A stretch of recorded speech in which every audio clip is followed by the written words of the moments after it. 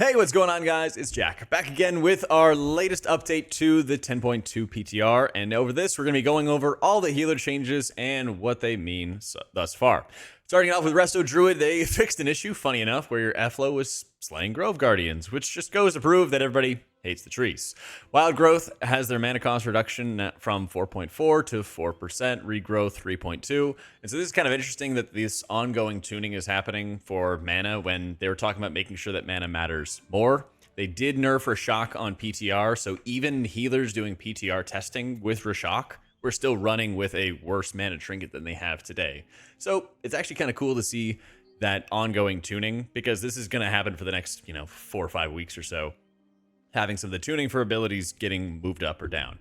Augmentation, while not a healer, of course, they're having some changes to how Prescience is working, where it now has 2 charges, which has been asked for quite a while, and it clears on raid encounter and M+ start. Still kind of surprised that nothing has happened for the interaction between Augmentation Evoker and buffing healers, because that's just going to be a massive, massive part of making sure that certain compositions and specs are actually going to be viable, and also to make sure that they're not tuning the damage to be so crazy, insanely spiky that if you don't have an augmentation, you're going to struggle. So kind of strange on that one. Preservation, the fluttering seedlings no longer occurring from emerald blossoms that are triggered from Echo. That's kind of a doozy of a note to come up, but it's kind of cool that that's some of the interactions that Preservation's had. Of course, they're buffing the seedlings healing themselves to account for some of those things. Seems like Preservation's been going more and more like under the radar with some of these changes, so this could just be like a net nerf that's happening because having extra heals proccing off of extra heals from echoes is kind of insane. But I feel like in a lot of cases, less is still kind of more with Preservation, that if they're not getting handed like hefty nerfs to certain abilities, that they're still just going to be cranking output. But Mythic is right around the corner, so we'll actually get a decent idea as to the healer tuning, hopefully pretty soon. When it comes to Mistweaver, there's a heap of different changes that are going around. They're fixing issues where certain spells were not contributing to Chi Harmony. So this week in M+ is going to be really important to see how powerful it is when things like your Awakened Feline are actually going to transfer over to those abilities, and see how effective that they are, because they're also nerfing the accumulated healing down to 15%, probably in anticipation of these things. Healing Elixir was a very big headline for Mistweaver last week, and it now additionally heals if excess healing elixirs are generated. I think they generate healing elixirs like every 30 seconds or so, so if you overcap, it's still going to provide some net healing. That's kind of interesting. The heal is getting buffed. It triggers at a higher HP rate, which is really valuable. You don't want to have to dip so low that you might just be dead already to be able to trigger the healing elixir.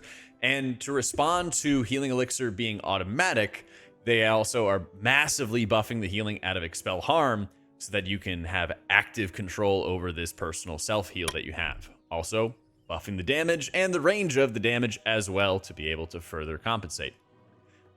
Strength of Spirit with the talent point to further increase all of the healing is now 30% instead of the 100%. So, like I said, a number of the different buffs that are kind of coming into it. And interestingly enough, a little bit of Soothing Mist healing nerfs. And Enveloping Breath healing nerfs, quite noticeable, with 20% going down, while increasing Rising Sunkick damage by 20%. Now, everybody has their different opinions about Monk, but personally, I really dislike Clouded Focus build. And I'd be really happy if that was an area of, like, further just like drawdowns, further nerfs for the spec to bring out some other kind of fist weaving raid play style that would be able to replace it. But unfortunately, today is not that day. For Holy Paladin, Sanctified Plates, I believe this is like armor effectiveness for Holy Paladin, getting nerfed is really, really big, because they have been able to mitigate so much more damage than pretty much everybody else, and actually seeing an active change to that's kind of surprising and kind of cool. Blessing of Winter, restoring less mana. Again, this is kind of falling in line with the mana nerfs for a lot of other healers that we're actually going to be able to see. And notably, Holy Reverberation, the 2 set, getting reduced by 25%. I'm not too surprised by this, since it seems like every healer is getting their nerfs elevated, really, for their tier sets, and it just getting brought down quite a lot. Oh, I'm sorry, the Sanctified Plates is Armor, Stamina, and Avoidance in 1 talent node. Yeah, thanks, chat. The 4 set now increases your haste by 25%. So after you activate Daybreak, apparently you're going to be getting a 25% haste buff for just a couple seconds to be able to allow you to quickly spend the holy shocks that you have that are buffed for after Daybreak, and be able to use the spenders if you wanted to, even though spenders are continuously just really poor. So, we'll have to see. But there is a nice little bit of buff with Holy Reaver actually functioning with Lightbringer, so that'll be really cool to be able to see. For Disc Priest, I am not surprised whatsoever by this change. Rhapsody now increasing the damage of Holy Nova by 10%. With how much button bloat that Disc has, having an ability like Rhapsody where you're just sort of adding in another spell and making sure you're trying to hit it single target so that it's properly going to be buffed and properly going to be mixed in, can't say I'm too surprised. Again, 10% per stack is still a 200% buff to the damage of Holy Nova, and you're still probably going to use it and still probably going to try to slam it down single target. Kind of no surprise. I believe on live servers today that a full stack Rhapsody on single target is hitting harder than like a Light's Wrath, which is quite a lot of fun. So I'm not surprised that got nerfed. But there has been a big change with Harsh Discipline being redesigned. Much as everybody wanted it to return back to normal, they're not going in that direction, and instead, Radiance causes your next penance to fire additional bolts, stacking twice. So if you have 2 points into Harsh Discipline, you are getting 2 additional bolts of penance. But if you are double casting Radiance like you would for a raid, then that means that you're now getting 8 bolts of penance at a time. So if you are double casting Radiances, you fire 8 bolts that are buffed by Schism, buffed by Shadow Covenant, and producing a mass amount of burst. I know it's not listed here, but on PTR, you are able to stack up Wheel and Woe to 8 times to, again, conform to this new talent change, right? That's going to make it so that Disc is able to very consistently fire off those additional bolts and not have to have the setup as before, and there's no RNG, which is fantastic. And more on that in just a little bit. And Ultimate Penitence's damage bolts have been increased again. This is the 3rd round of buffs, I think, for Ultimate Penitence to increase its output, and I'm really curious to see how this plays out into a raid.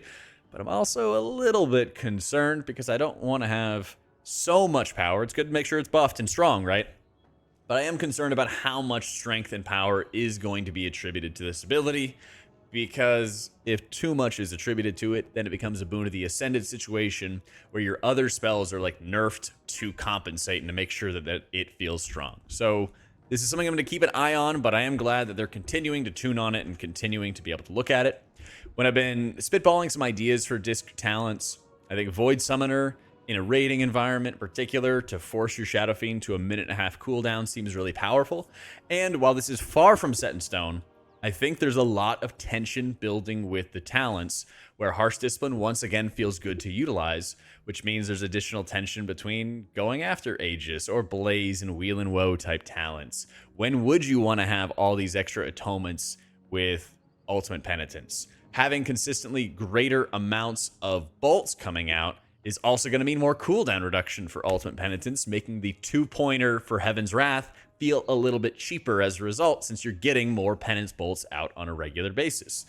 There's a lot going on. There's a lot of good positive things. Expiation still feels pretty bad since you're not casting as many Mind Blasts anymore. And you're losing out on the Aberrus 25% damage buff to Purge the Wicked, which means the effective consumption of Purge the Wicked uptime is also going to be a little bit lessened as a result. Twilight Equilibrium also still feels bad. And as a result of this build, things probably get a lot more interesting in a raid environment, but the same frustrations of not being able to apply atonement at a quick enough rate still are going to exist. And so that's an area where, like we mentioned in our last video, hopefully Twilight Equilibrium can be replaced by a talent which provides friction and comes at a cost of not taking the other good talents, which I think is a good thing, to be able to get some kind of instant radiances throughout a dungeon, because I think that's probably the primary use for those instant radiances while convenient in raid. The 4 set for Holy, I'm really excited to see how this performs in raid testing, where it is proccing a lot more frequently, which is good. It still stacks up to 2 times. The issue is, it's the same issue that we talked about in our last Holy video, that even if you got a lot of procs, you still are trying to spend it at a point after you cast Salvation, where you also want to be generating new holy words, where you're proccing Apotheosis, and you want to generate new holy words so that you can then get an additional amount of total holy words to be able to spend, but you don't want to over cap on this sacred reverence, which gives you free charges, basically, or doesn't incur charges when you cast a spell. So you have this sort of tension at a moment that you really shouldn't, where everything kind of comes to a head all at once. If they increase the amount of stacks that you're gaining, that could help a lot. But also they could just find some ways to change around the tier set so that Salve isn't sort of activating all of these things all at once. We've kind of talked about that to death in our previous video. And Resto Shaman, whew, to round us out, Primordial Wave can no longer be used to damage an enemy. Why? I don't know, but that doesn't seem to be the upcoming change for it, which is very, very strange. I don't really know why that's happening either. I'm not really sure going into it. Very weird. Thus far, we're about to start Mythic Raid testing. So at the time of this video, it's Wednesday. Tomorrow is going to be the beginning of Mythic Raid testing. And this is actually where things are going to be important. I know there's been a couple different videos talking about like raw HPS numbers right now and like what's the best and tier list and all this stuff. All this stuff before it does not matter whatsoever. Dungeon tuning is like wildly imbalanced and we don't have all the dungeons out yet. There's also this weird like glass cannon mode where everybody can kill the mobs really quickly, but then if they deal any damage to you, they just kill you instantly. That's mob health and mob damage tuning, which needs to happen, which is also still ongoing. Wowhead had a post about that last week. They're still doing things there. And raid tuning thus far, which is no anomaly. A lot of times they don't have really high damage checks going on into these dungeons or into these boss tests. Sometimes, though, in Mythic, they will have really high HPS checks, like Guardians of the first one, as I mentioned in a couple other videos. It was kind of like the patchwork fight of the Sanctum of Domination tier. They did actually tune that up really, really highly. And so if we get some fights like that where healers are actually challenged and you are actually bringing like 5 or 6 healers to heal a Mythic fight on PTR, that'd be a really good area to pay attention to where HPS numbers are. But if you're seeing all these raid tests that have 4 healers, 5 healers, maybe, as Mythic testing goes on and everybody's just overhealing like crazy, try not to read too crazy much into it at the moment. All right. I will have a video updated with that, and I will have some more upcoming videos about what they're doing in general with healing coming up very soon. So if you're enjoying the content, be sure to subscribe, and big love to our patrons. If you'd like to join them, check it out in the description down below. Thanks so much for watching, guys. Hope you all enjoyed it, and I'll catch y'all next time.